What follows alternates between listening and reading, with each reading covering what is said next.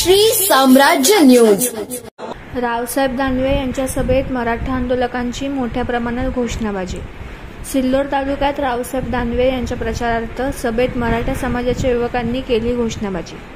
सिल्लोड तालुक्यातील घाटनांद्रा येथे काल रात्री जालना लोकसभा मतदारसंघाचे भाजपा उमेदवार रावसाहेब दानवे यांच्या प्रचारार्थ एका सभेचे आयोजन करण्यात आले। यावेळी या सभेत काही मराठा समाजाच्या नागरिकांनी व युवकांनी मराठा आरक्षणासंदर्भात एक मराठा लाख मराठा व इतर काही घोषणाबाज्या केल्या। यावेळी काही काळ तणाव निर्माण झाला होता।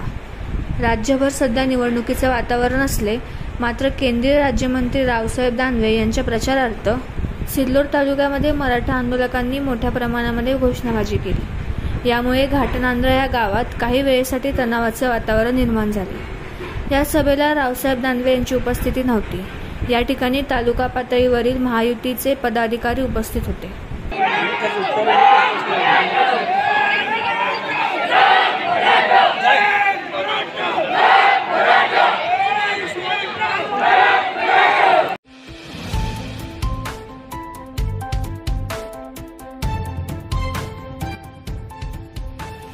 श्री साम्राज्य न्यूज।